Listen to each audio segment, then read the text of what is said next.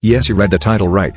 And no, it's not the Epstein you're thinking about, so chill out. I'm talking about Israel Epstein, the Polish Jew journalist who joined the Chinese Communist Party and befriended Mao.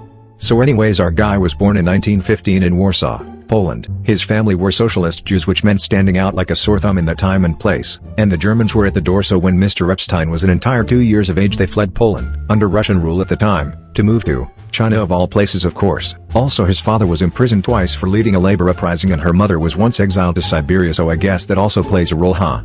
Anyways, the dude started working in journalism at the age of 15, covering the Japanese invasion of China.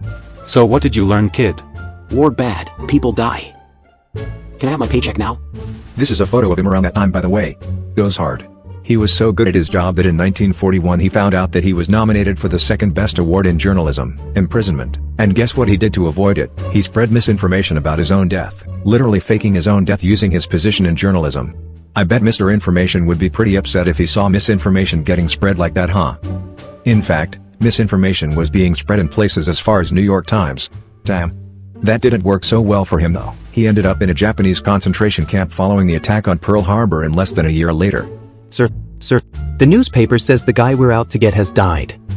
Sato, you know he has connections, right? He can't keep getting away with this. Sir, he should just release the list already. No, Sato. That's another 78 years later. After a couple of years of good old rotting in the cell, he decides he just doesn't want to be there, I guess, and escapes in a prison riot. I couldn't find the year he escaped anywhere, but he was back at reporting and writing in around 1944 or 45, so it's probably around that time.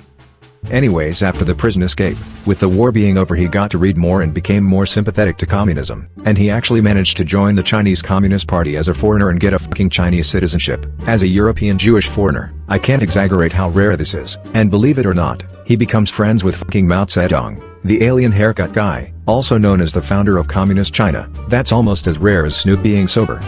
So, you're a white guy from Poland who wants to join our party?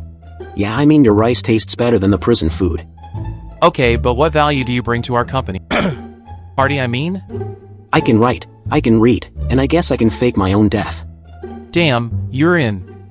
And that's how Mao and Epstein became besties. Over time, Epstein grew more sympathetic to China and communism. I just realized how weird this sentence sounds out loud. Married a Chinese woman, climbed up the ranks in CCP, and fully accepted China as his home. What can go wrong? Am I right? Wrong. In the late 60s, the Cultural Revolution happens in China and many high-ranking communists were put into prison, including Epstein himself. Imagine being jailed by both China and Japan. Damn. After another 5 years of good old rotting in the cell, they thought, hey, maybe locking up our most famous foreign supporter and propagandist isn't the best idea, and finally released him, and he got an apology from the guy who accused Epstein of plotting against him. And after 5 years of imprisonment by them, he still remained loyal to the CCP. Crazy stuff.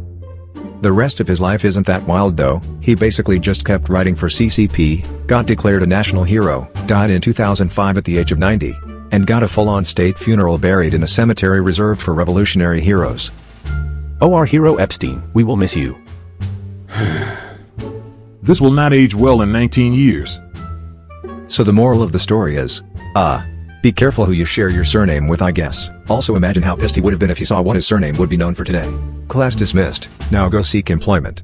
Also subscribe, I guess.